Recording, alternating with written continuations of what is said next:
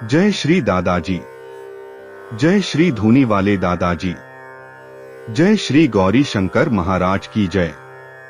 एक बार काशी से एक विद्वान पंडित जी गौरी शंकर महाराज से शास्त्रार्थ करने की इच्छा से आए। पंडित जी ने गौरी शंकर महाराज से कहा, ईश्वर निर्गुण है, लेकिन आप कहते हैं कि आपने नर्मदा माता को मानव रूप में सगुण रूप में देखा है। उन्हें इस विषय पर कल बहस के लिए तैयार रहना को कहा।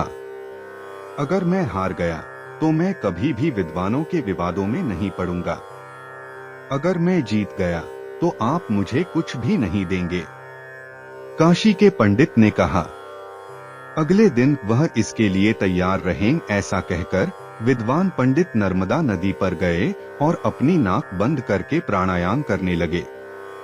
6 साल के एक बालक ने बड़ी मासूमियत से विद्वान पंडित से पूछा, आपने अपनी नाक क्यों बंद करी है? मैंने सुना है कि नर्मदा नदी हमें मानव के रूप में दिखाई देती है।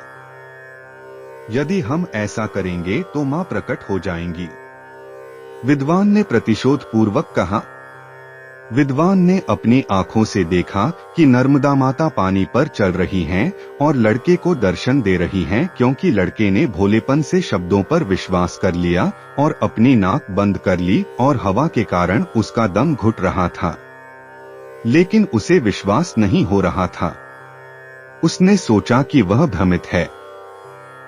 तब नर्मदा माता ने उनकी ओर मुख करके कहा, मेरे दर्शन का कारण तुम नहीं हो, मेरे भक्त गौरी शंकर हैं। जब तुम मुझे सगुण रूप में देख लिया तो कल तुम ईश्वर निर्गुण है कैसे तर्क करोगे? जब वह गायब हो गई तो पंडित दौड़कर गौरी शंकर महाराज के चरणों में गिर गया और बताया कि क्या हुआ था और बिना बहस किए अपनी हार स्वीकार कर ली। इन धर्मनिरपेक्ष शिक्षाओं के तर्क आपके जन्म के उद्देश्य में सफल नहीं हो सकते। अपने मन को वहां से परमात्मा की ओर मोड़े। गौरी शंकर महाराज ने उपदेश दिया। जय श्री दादाजी, जय श्री धूनी वाले दादाजी, जय श्री गौरी शंकर महाराज की जय।